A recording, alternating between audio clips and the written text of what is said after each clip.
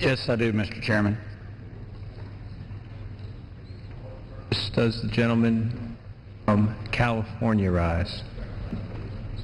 Gentleman is recognized for 5 minutes. Thank you, Mr. Speaker. And before I start, I want to thank the chairman of the Appropriation Committee, of the subcommittee, the ranking members on the other side, Chairman Filner, for the underlying bill that we're looking at. And also I want to commend Chairman Filner for his unceasing advocacy for behalf of the Filipino American veterans. Mr. Speaker, I'm glad to have the opportunity today to speak about this important issue today and to draw attention to the plight of the World War II Filipino veterans.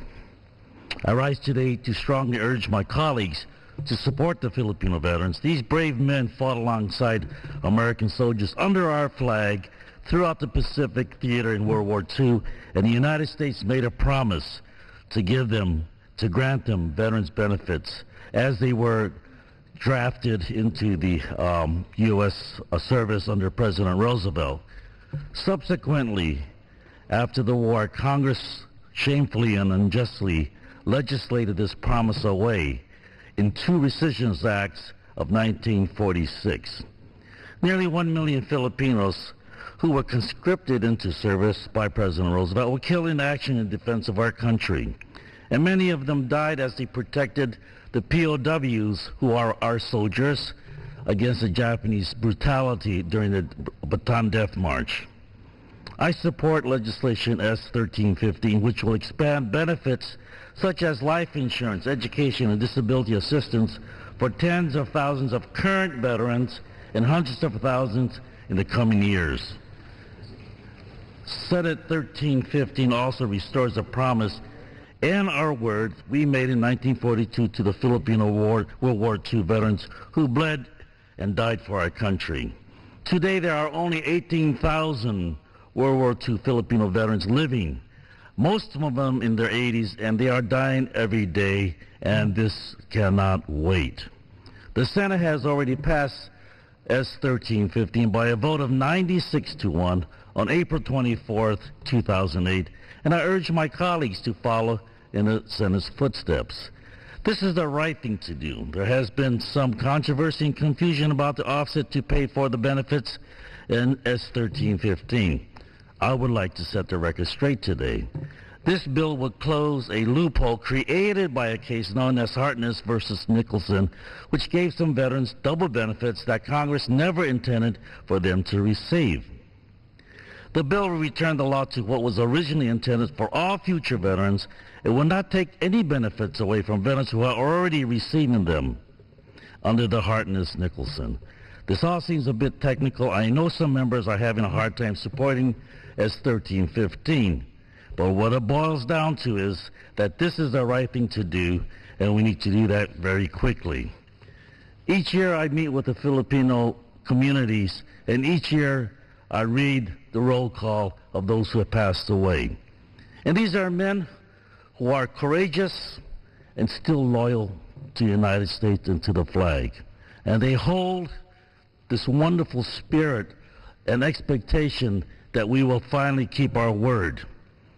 You know in your hearts that these veteran soldiers who fought under our flag deserves the promise we made them 6 decades ago. America's greatness is in her strength of character. When Congress makes a mistake, we have the courage to correct that mistake. We have the guts to apologize and make it right. Let's do the right thing and give the Filipino vets their due. Let's have a vote on this when we come back from recess this September. And I yield back. Gentleman yields back his time. Does the gentleman from Texas continue to reserve his point of order? Yes, I do.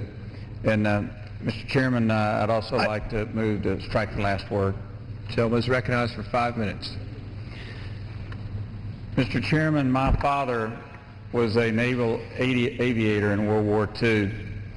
My father passed away 4 months ago. Had it not been for the courage of Filipino veterans, my father might have been killed because instead of the war ending before he was deployed, had it not been for their heroism in the Pacific, my father might have been deployed. And like so many other Americans in that war, he might have ended up giving his life to country. I've been deeply moved by Mr. Honda and Mr. Fellner's passionate dedication in behalf of these great citizens of the world who sacrificed, many of them the ultimate sacrifice in behalf of our country and our victory in World War II. Because of the legislative process, there are times when we simply, despite all of our intentions, cannot solve every problem on an appropriation bill because the rules of this Congress require an authorization process as well. We can't solve this problem tonight, but because of Mr. Fellner and because of Mr. Honda, I think we are a giant step closer to addressing this injustice that has existed for so long. My commitment to Mr. Fellner and Mr. Honda is to work as the chairman of the Appropriations Subcommittee with the chairman of the Authorizing Committee and on a bipartisan basis to find appropriations available so that if we can get an authorization for those appropriations, we can finally bring about justice for these people who did so much for our country and for the world. With that, I would like to yield, Mr. Chairman, to Chairman Fellner.